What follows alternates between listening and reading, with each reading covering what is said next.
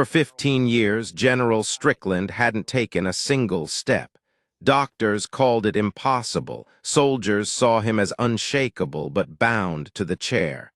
But on one ordinary day, a young private refused to believe the myth, and what happened next silenced an entire field of soldiers. General hadn't walked for 15 years until the new black soldier did the impossible. "Private Carter, step aside. He doesn't need help." Nyla didn't move. Kneeling on one knee in the soft grass, she held the tension straps of the general's knee brace with both hands. Steady, calm, sure, around her other soldiers paused their drills. Some whispered, others just stared, unsure what they were witnessing. General Alan Strickland, silver-haired and stone-faced, sat in his wheelchair, stiff in his dark navy dress uniform. His hands rested on his thighs, unmoving. His expression was unreadable. Everyone knew his story. 15 years ago, during a covert deployment overseas, his convoy was hit. The medics said he was lucky to survive. The spinal damage was permanent. No chance of recovery, they said, except the chair, so he did. But Private First Class Nyla Carter, new to the base, hadn't read him like a myth. She read him like a man. "I reviewed your files," she said quietly, adjusting the side strap with care. "Your scans, the scar tissue, the surgeries." "You had no clearance to do that," the general said flatly. "I had need," she replied. A murmur rippled through the other soldiers. Nyla was young, mid-20s, slim build, black hair pulled back tight beneath her cap. Her camel fatigues were still new, boots not yet scuffed, no rank beyond private, no stripes, just eyes that didn't flinch. The general narrowed his gaze. "You think I haven't been examined by the best?" "Sir," she said evenly, "sometimes the best get tired of trying." "I haven't." He stared at her, a slow burn rising in his chest.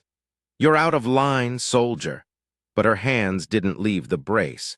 "With respect, sir, your gluteus and quad muscle groups have residual activity. Minimal, yes, but measurable. Your lower motor neurons still fire. That means there's a pathway, weak but alive." He blinked. That wasn't something his doctors had said in years. Most had stopped saying anything at all. They managed pain, medication, logistics. No one had spoken of possibility in over a decade. She kept going. "You've built a life around the chair, I get it. You've led from it, commanded from it, earned medals from it. But sir," she paused, tightening the final strap, "you haven't finished what your body wants to do." A long silence stretched. In the background, push-ups continued. Cadets barked drills, but this part of the field stood still. Strickland's jaw worked, his hands tightening slightly on his thighs. "You think I haven't tried to stand? I think you haven't tried again.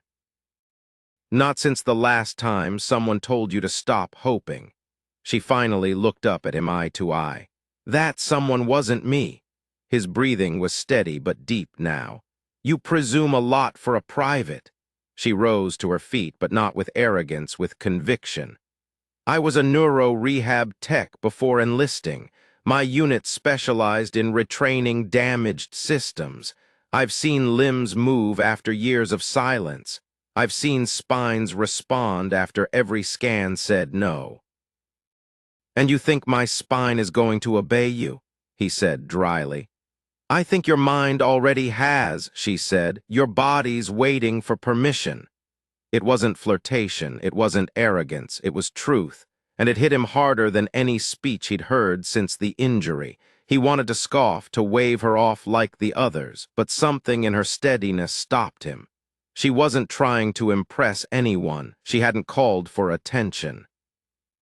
She had just stepped in quietly, precisely, and touched a part of him he had buried long ago, the part that remembered wanting to walk not for pride, but for himself. She looked down at the brace. "We can try static stand therapy with parallel bars, 30 seconds a day, just pressure bearing. Then we'll see." He looked away. You don't know what it feels like to fall in front of a room of soldiers who once saluted you." "I do," she said, her voice lower now. "Not physically, but I know what it feels like to be looked through, to be told not to bother. I've been dismissed my whole life." He turned back slowly. She nodded toward the gym. "Give me 30 days. If I fail, you'll never hear from me again." He studied her. Every instinct in him screamed to protect what little pride he had left. But something inside, something deep was shifting, and he didn't say yes. But he didn't say no. Instead, with the field watching in silence, he nodded just once. Private Nyla Carter picked up her bag and walked away. But that nod, that was the first step. The next morning, just after 600, General Strickland wheeled into the rehabilitation wing of the base gym. The place had been largely unused since his injury. Dust clung to the equipment like memory. No one greeted him, not out of disrespect, but because no one expected him to come except one person. Private First Class Nyla Carter was already there, sleeves rolled up, bars cleaned, tension cords unpacked, and her expression focused. She didn't salute when he entered. He had told her not to. "Braces are warm and ready," she said, nodding toward the padded parallel bars. 30 seconds, that's all we aim for today." The general didn't answer. He just rolled forward and locked his chair in place. Nyla stepped beside him, attaching stabilizers to his thighs and calves with clinical precision. Her hands moved without hesitation, her tone neither soft nor stern, just steady. "Tell me if anything feels wrong," she said. "It already does," he muttered, but he let her lift him anyway. With her arm around his back and the braces holding his knees, Strickland gripped the bars. Nyla stayed close, shoulder to shoulder, anchoring his side like a living pillar. "All right," she whispered. "Now bear weight, just shift." His arms trembled. Pain flashed behind his eyes, but he didn't speak it. She saw it anyway. "Keep breathing." His feet stayed planted, but his knees began to hold. Seconds passed, then 10, then 20. She didn't cheer, didn't count aloud, just breathed with him, staying grounded, steady. At 30 seconds, she leaned closer. "Now sit, sir." He collapsed back into the chair, drenched in sweat, not from exertion, from effort, from confronting every piece of fear buried inside his spine. She knelt in front of him. "You did it." He looked down at his legs. "I didn't move. You stood, you bore your own weight," she said, gently tugging off the straps. "Your body remembered." Day after day they met. Some mornings were worse than others. There were days the pain spiked. Days he couldn't sleep the night before, times he cursed under his breath, and she said nothing. Just handed him a towel and helped him try again. But slowly what began as 30 seconds became a minute, then 2. By the third week, his hands weren't trembling as much. He could shift his own weight forward. On day 21, Nyla stood back just slightly farther and watched him stabilize without her touch. That night, alone in his quarters, General Strickland looked into the mirror.